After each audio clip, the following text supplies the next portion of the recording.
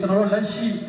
production ဌာနမှာဝန်ထမ်း3တယောက်ရှိတဲ့တရားနေပြီးတော့ရွေးအကောင်းဆုံးဝန်ထမ်းအဖြစ်ရွေးချယ်ခံထားရတဲ့ဝန်ထမ်းလေးဖြစ်တယ်ပေါ့နော်။ဆက်ဆုံးကပြောသလိုပဲသူကရှုတော့ပေါင်းဆောင်ကနေပြီးတော့တော်တဲ့ကလေးဖြစ်တဲ့အတွက်ကျွန်တော်သူ့ကိုအကောင်းဆုံးဝန်ထမ်းဖြစ်သတ်မှတ်ခြင်းဖြစ်ပါတယ်ခင်ဗျာ။ဘာ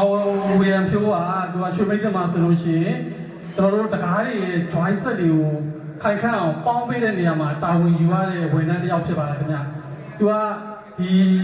join set တွေပေါင်းတဲ့အခါမှာသူ့ရဲ့အလုပ်ကိုလုပ်တဲ့နေရာမှာဒီ join set တွေအမှားနဲ့အောင်ပြုလုပ်နိုင်တာရဲ့ခိုင်ခန့်အောင်လုပ်နိုင်တာရဲ့တွေကိုတာဝန်ယူမှုမှာတော့သူကတော့တန်တဲ့လူတွေနဲ့မထူဘူးပေါ့နော်ထိတ်ဆုံးကနေပြီးတော့သွားတဲ့သူတယောက်ဖြစ်ပါတယ်ခင်ဗျာအလုပ်လုပ်ရမှာဆိုရင်လည်းတော်တော်လေးရှိပြီးတော့ order တွေကိုအချိန်မီရောက်အောင်ပေါင်းပေးနိုင်တဲ့ဝန်ထမ်းတစ်ယောက်ဖြစ်ပါတယ်ဘယ်လိုသွားလဲဆိုလို့ရှိရင်သူ့ရဲ့အလုပ်ချိန်မှာတော့မှသူဘယ်လိုရေတောက်တယ်ဘယ်လိုဖိုင်လက်သွားတယ်ဆိုတာကျွန်တော်တို့ကကြည့်ပေးရတာပေါ့နော်သူဆိုလို့ရှိရင်အလုပ်လုပ်တယ်ဆိုလို့ရှိရင်ရေတောက်တာအစဒီရေသွားခက်တာအစခြေလိုက်ကျဲကျဲတွတ်တွတ်ကလေးနဲ့အဲ့လိုမျိုးလေးတွားပြီးတော့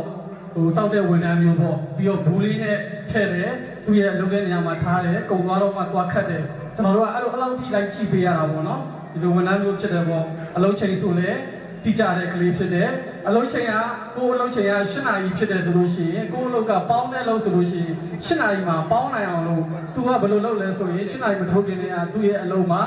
သူ့ရဲ့မီးတွေဖွင့်စရာရှိတာဖွင့်မယ်သူပေါင်းတဲ့ပစ္စည်းတွေကိုစီစဉ်လာတာတွေလောက်တာရှိမယ်ဒီပေါင်းတဲ့နေရာမှာခိုင်ခန့်မှုဖြစ်အောင်လို့တိတ်တွေလဲတဲ့နာတွေကိုချိုလေးလဲထားတာတွေဒါတွေကတရက်တလေလောက်တာမဟုတ်ဘဲနဲ့တနစ်တာအတွင်းလုံးမှာတရားမှမပြတ်အောင်လုပ်တဲ့ဝန်ထမ်းမျိုးဖြစ်ပါတယ်ပေါ့နော်ပြီးတော့ဆက်ရုံတွင်းမှာဆိုလို့ရှိရင်ဝန်ထမ်းချင်းချင်းခိုင်ရန်ဖြစ်ပေါင်းမှုရှိတယ်မရှိပါဘူးပြီးရဆိုလို့ရှိရင်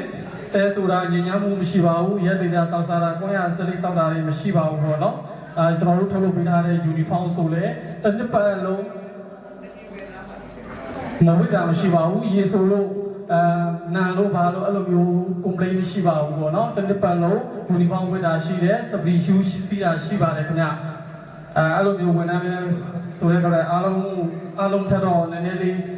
တာရဲ့အတွက်ဒီကလေးကိုကျွန်တော်ကတော့အကောင်းဆုံးဝန်ထမ်းစုဖြစ်သတ်မှတ်ခြင်းဖြစ်ပါတယ်ခင်ဗျာဝေယံဖြိုးတက်6သိန်းပါ